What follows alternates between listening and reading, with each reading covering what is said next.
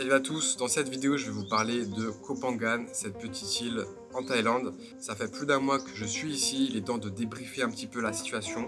Si vous voulez partir sur cette île, je vais vous donner tous les bons plans, les bonnes adresses et je vais vous dire ce que je pense de Koh Phangan. Koh Phangan, c'est une petite île qui est à 400 km au sud de Bangkok. Ici il y a trois îles, il y a Koh Samui, Koh Phangan et Koh Tao. Elles ont toutes les trois leurs particularités. Je reviendrai par la suite sur ça. Koh Phangan, elle est connue pour son aspect festif puisqu'elle abrite tous les mois la Full Moon Party.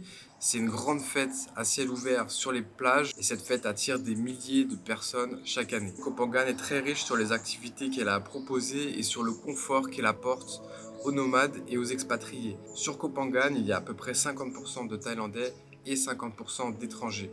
Quand je parle d'étrangers, c'est des expatriés, des nomades, des digital nomades, des personnes aussi qui sont en quête de sens, qui ont trouvé Koh Phangan comme un petit peu un lieu de refuge, un lieu pour se recréer. Il y a aussi des expatriés, des gens qui sont là depuis 10, 20, 30 ans. Mais les Russes sont très implantés ici sur le territoire et même un petit peu partout en Thaïlande. En parlant avec eux, j'ai compris que la cause principale, c'est la fuite de la guerre. Parce qu'en Russie, ils embarquent tout le monde sur le front, que tu sois d'accord ou pas, du fait qu'il y a des expatriés depuis des dizaines d'années. Ici, on ne se sent pas totalement en Thaïlande. On sent qu'il y a vraiment une grosse influence occidentale sur la gastronomie, sur l'architecture et puis même sur la façon de penser. Ici, c'est vraiment très différent du reste de la Thaïlande. Vous allez comprendre pourquoi, je vais vous expliquer ce qui fait que cette île est spéciale. Sur cette île, il y a énormément de choses à voir et à découvrir. J'ai jamais vu autant de plages incroyables sur une île. Qu'on soit à l'est, à l'ouest, au nord, au sud de l'île, il y a des plages de ouf partout. C'est une île qui est très nature, il y a une forêt qui est quand même très bien préservée. On retrouve des cascades, des forêts, donc c'est possible aussi de faire des petites randos.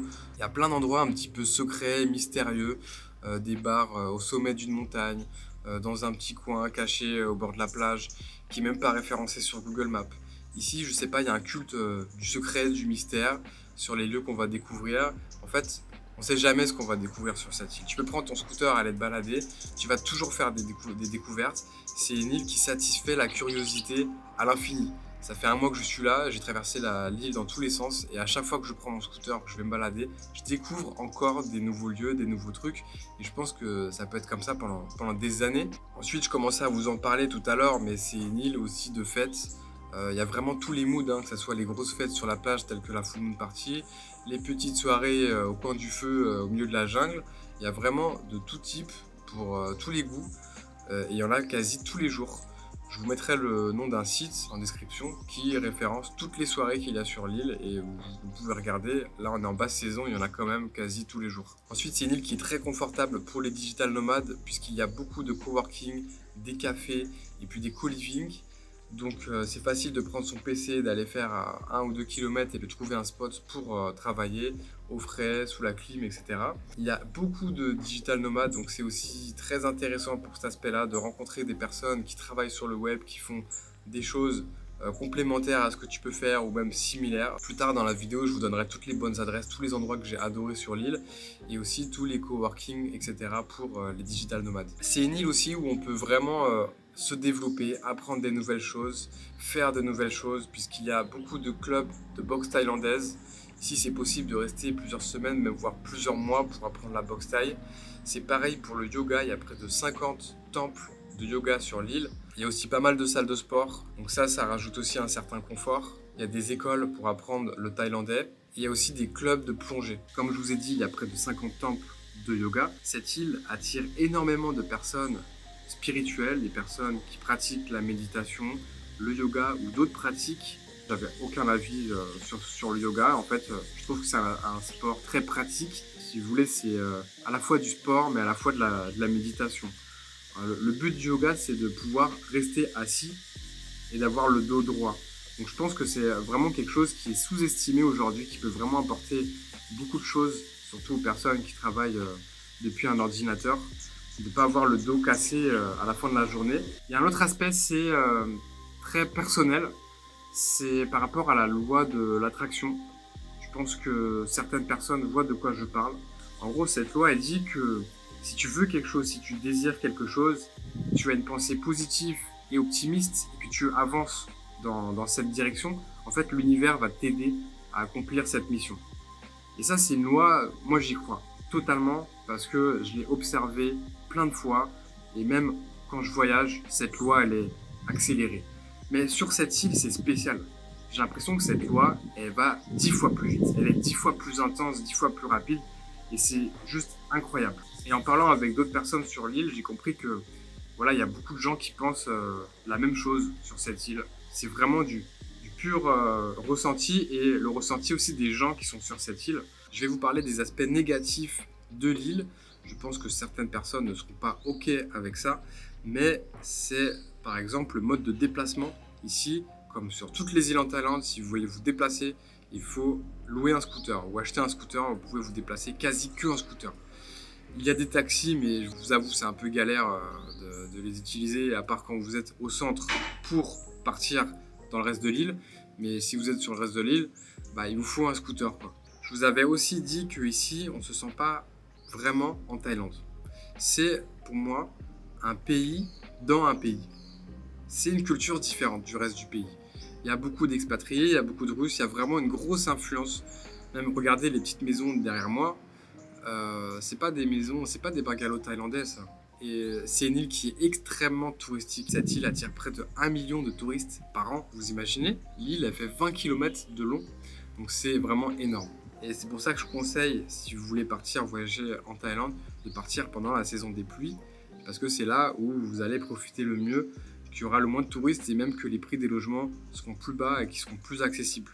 Un autre aspect négatif, c'est les coupures d'électricité. Ici, il y a quand même pas mal de galères. Je suis là depuis un mois, j'ai assisté à 3-4 coupures de courant. Et comme l'eau est reliée directement à des pompes, quand il n'y a plus de courant, il y a aussi plus d'eau. Donc voilà, je ne sais pas pourquoi ils n'ont pas pensé encore à mettre des panneaux solaires. J'en ai vu nulle part sur l'île alors que ici ça marcherait trop bien. Mais en tout cas, il y a un problème au niveau de la gestion de l'électricité et même l'électricité coûte très cher sur cette île. Quelques informations pratiques par rapport à Koh Phangan. Alors pour y accéder, vous avez le choix, soit vous prenez un bus depuis Bangkok jusqu'à Suratani, et à Suratani, vous pouvez prendre un bateau. J'ai dû payer 40 ou 50 euros pour le trajet. Et en fait, tout était inclus. J'ai pas eu besoin de réfléchir. On m'a dit, tiens, tu vas dans le bus, tu vas dans le bateau, machin. Il y avait un guide qui nous suivait pendant tout le trajet. Dans le bus, j'ai pu dormir confortablement. Quand vous arrivez à Koh Phangan, vous arrivez par la ville qui s'appelle Thong Sala. C'est en fait la capitale de l'île. C'est vraiment une petite ville, donc on trouve pas tout, mais on trouve l'essentiel pour vivre confortablement. Ensuite, sur une quinzaine de kilomètres à droite et à gauche de Thong Sala, c'est là où tu vas retrouver tous les resorts, tous les hôtels principaux, tous les restaurants, etc. Il y a vraiment une grosse activité à ce niveau-là.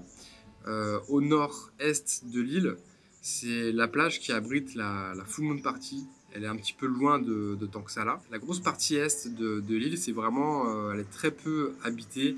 Il y a beaucoup de forêts, beaucoup de jungle, des cascades. Au nord de l'île, c'est un petit peu la partie réservée aux Thaïlandais. Et puis à l'ouest, c'est l'endroit où on retrouve un petit peu tous les temples, méditation, les temples de yoga. C'est la partie un petit peu, je dirais, spirituelle de l'île. Il y a 2 îles qui sont à côté, il y a Koh Tao. Elle est connue pour abriter quasiment les meilleurs spots de plongée au monde. Et au sud de Koh Phangan, il y a une grosse île qui s'appelle Koh Samui. Elle est beaucoup plus développée, elle est plutôt ambiance ville. J'y suis pas encore allé, mais je vais y aller juste après Koh Phangan, donc je vous ferai aussi une vidéo sur cette île-là. Je vais vous parler des spots que j'ai adorés sur l'île. Alors le premier, c'est un bar qui s'appelle le 420, qui est un peu au nord-ouest de l'île. C'est un bar qui est au sommet d'une montagne et juste en face de la mer.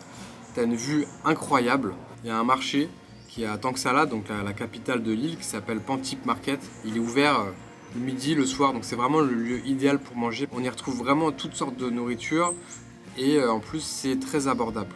Le samedi, il y a un autre marché qui s'appelle le Walk-in Market et il est aussi à Thong Sala. Faut pas le louper le samedi parce que c'est vraiment le moment de manger plein de choses complètement différentes de ce qu'on voit sur l'île. Au niveau des cafés digital nomades, c'est vrai qu'il y en a pas mal qui ont des problèmes, c'est-à-dire soit un problème de clim, soit il n'y a pas assez de prises électriques. Ils ont tous un peu une galère. Il y en a un que j'aime bien qui est aussi à Thong Sala au centre qui s'appelle le Dots Coffee et il est assez cool. En vrai, il y a une bonne connexion, il y a une bonne atmosphère pour travailler, c'est assez calme et tout. Par contre, voilà, il ferme assez tôt, à 18 h.